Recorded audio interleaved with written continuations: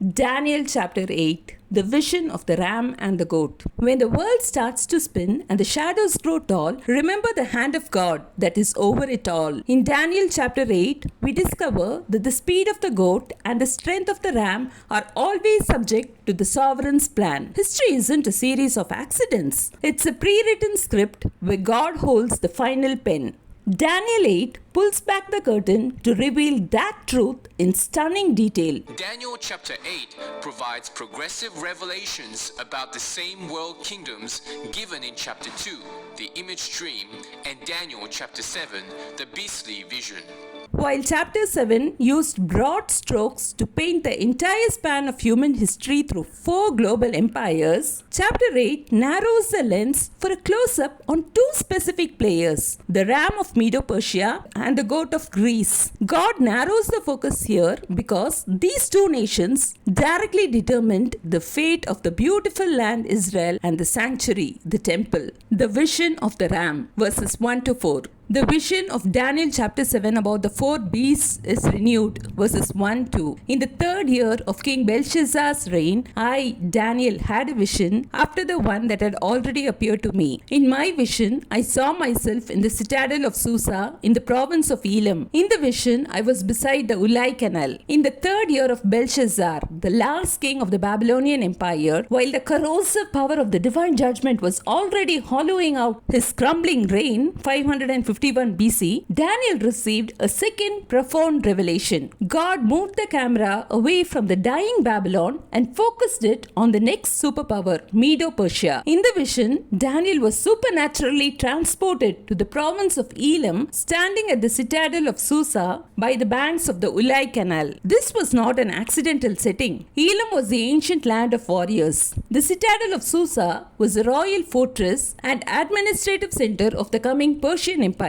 and the Ulai irrigation canal was the strategic lifeline for its defenses. By placing Daniel at these specific markers, the divine hand positioned him at the very epicenter where this superpower, Medo-Persia, the ram, would eventually rule, and the precise ground of future conflict where the ram and the goat would clash. This proves that God stands at the coordinates of your next battle before you even arrive. The dual power, the ram and the 2 horns. Verse 3. I looked up, and there before me was a ram with 2 horns, standing beside the canal, and the horns were long. One of the horns was longer than the other, but grew up later. In the ancient Near East, rams symbolized power, wealth, and leadership. In this vision, Daniel sees the ram as the prophetic symbol of the Medo-Persian Empire. The 2 horns represent the dual nature of this alliance, the Medes and the Persians. The longer horn that grew up later is the precise historical marker for the Persians. While the Medes were the established power first, the Persians under Cyrus the Great eventually became more powerful and emerged as the dominant higher force. The fact that God identified the horn that grew up later proves that he sees the end from the beginning. The empire of the ram, the era of Persian dominance. Verse 4. I watched the ram as it charged towards the west and the north and the south. No animal could stand against him, and none could rescue from his power. He did as he pleased and became great. The precision of this vision is staggering, as it captures both the military geography and the national identity of the rising Medo-Persian Empire. From its base in the east, the ram began to charge in geographically perfect directions, expanding west into Babylon, north into Scythia, and south into Egypt. For a season of history, the ram was the undisputed heavyweight champion of the world, answering to no one and doing according to his will through unbridled conquest.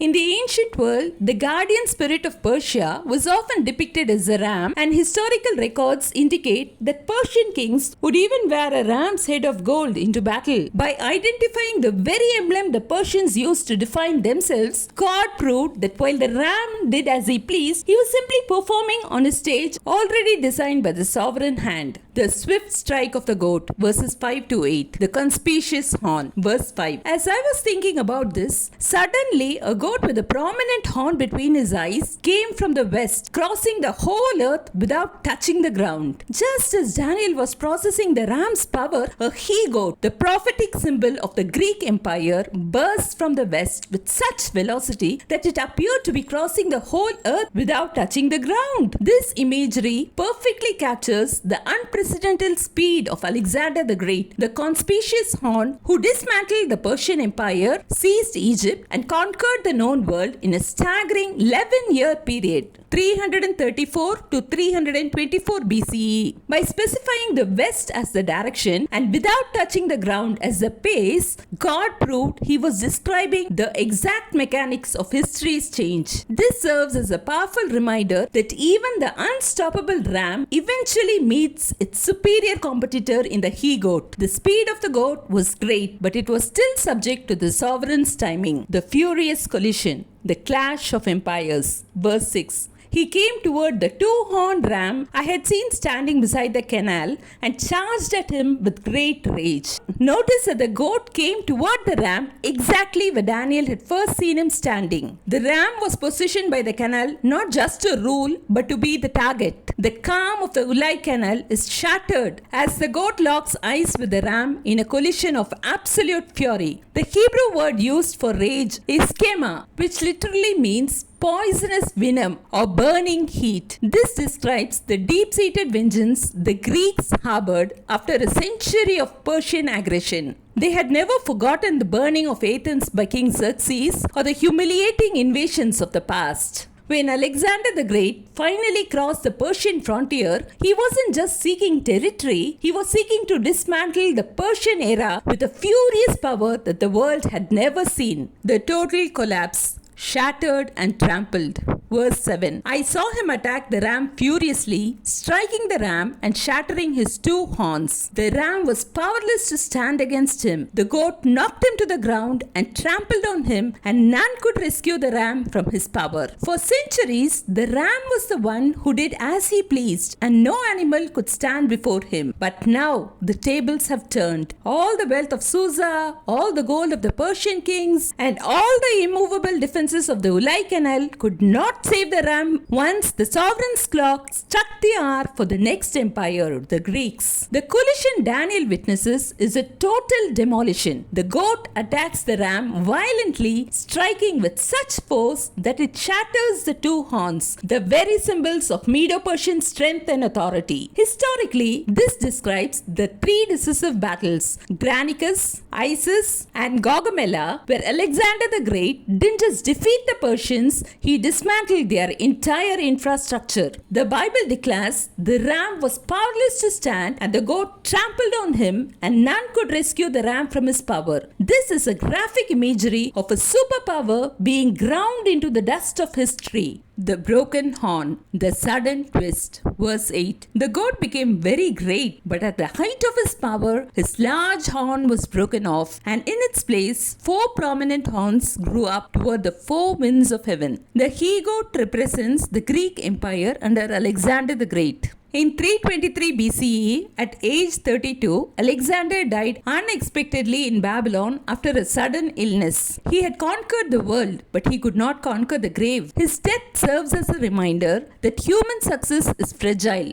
At the peak of his ego and power, he was shattered as the vision foretold. With no clear successor, his empire was divided toward the four winds of heaven among his four generals. Cassander ruled Macedonia and Greece, Lysimachus ruled Thrace and Asia Minor, Seleucus ruled Syria and Mesopotamia, and Ptolemy ruled over Egypt and Israel, the beautiful land. These four horns represent a fragmented rule. Significant, yet lacking the unified power of the original. It's remarkable to see that God didn't just predict the fall of an empire, He predicted the exact number of pieces it would break into. No matter how great a horn becomes, it only stands as long as the sovereign hand allows. The little horns reign. Verses 9 to 14. The emerging villain and its target. Verse 9. Out of one of them came another horn, which started small, but grew in power to the south and to the east and toward the beautiful land. From one of the four fragmented Greek kingdoms, specifically the Seleucid Empire, based in Syria, a little horn begins to emerge. This is widely identified in history as Antiochus IV Epiphanes. Unlike Alexander, who burst onto the scene as a prominent horn, Antiochus started small. He was a political hostage in Rome before seizing the throne through intrigue and flattery. His rise proves that some of the greatest threats to God's people don't always start with a roar. They often begin with a whisper. Look at this trajectory. He grew in power toward the south, Egypt, the east, Persia, and most significantly towards the beautiful land, Israel. Behind Antiochus's political maneuvering was Satan's plan to strike at the heart of God's covenant by targeting the sanctuary. But little did Antiochus know, while he was busy expanding his borders, he was actually a pawn in God's sovereign hand, which was orchestrating the coming collision. He was a man who called himself God Manifest, that is Epiphanes, but he was about to face the God who defends his people. The clash was coming not just between the king and a nation, but between human arrogance fueled by the enemy and the true sovereign. The war on the host, reaching beyond the earth. Verse 10. It grew until it reached the host of the heaven, and it threw some of the starry hosts down to the earth and trampled on them. This is where the prophecy shifts from a mere military campaign to a cosmic conflict. The little horn didn't stop at conquering cities. It grew until it reached the host of the heavens. The host and the stars represent both the angelic beings who guard God's people and the faithful remnant of Israel.